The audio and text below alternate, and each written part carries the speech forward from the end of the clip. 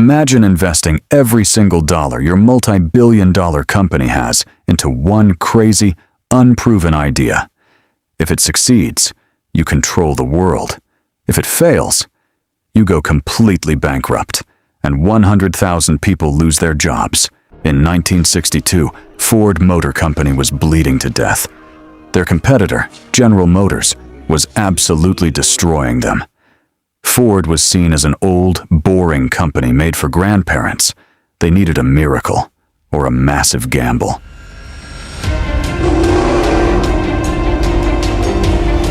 This is the untold story of the Ford Mustang, a car that wasn't built just to look cool, but a dangerous, secret marketing gamble designed to save an American empire from total destruction.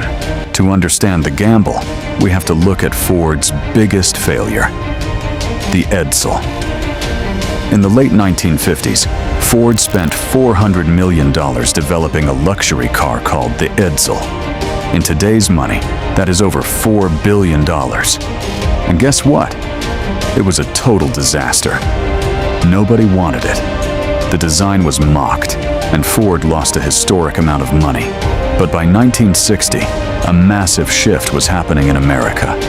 The baby boomer generation was growing up.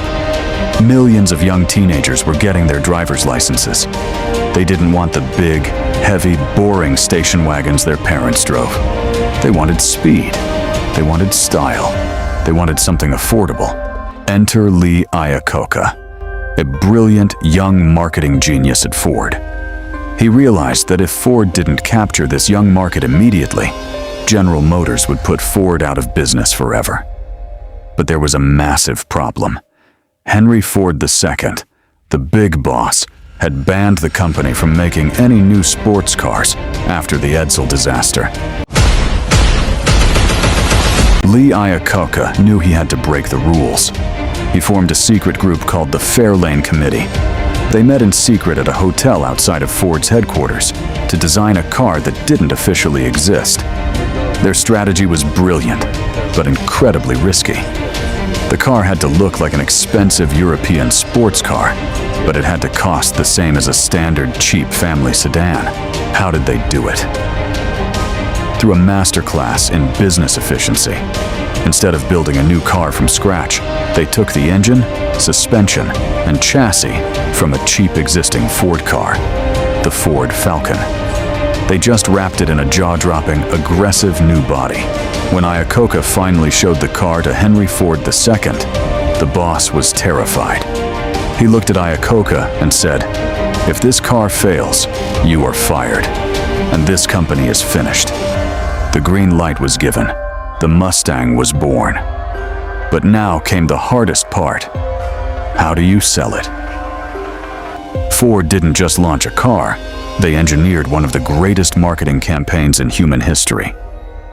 On April 16, 1964, the night before the car officially went on sale, Ford bought every single commercial slot on all major U.S. television networks at exactly 9:30 p.m. Over 29 million Americans saw the Mustang on their TVs at the exact same second. The next morning, madness broke out across America. Ford expected to sell 100,000 Mustangs in the first year. Instead, they sold 22,000 Mustangs on the very first day. In Chicago, a dealership had to lock the doors because the crowd was so massive.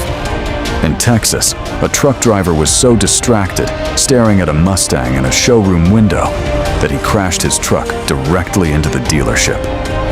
In its first 18 months, Ford sold over 1 million Mustangs, generating billions in profit. The Mustang didn't just save Ford from bankruptcy, it revolutionized the entire automotive industry and created a brand new category of cars, the pony car. The business lesson here is simple. When your company is failing, playing it safe is often the most dangerous thing you can do. Ford survived because they took a massive, calculated risk on understanding what the next generation wanted before anyone else. If you want to uncover the secret strategies behind the world's biggest empires, hit that subscribe button. and we'll see you in the next case study.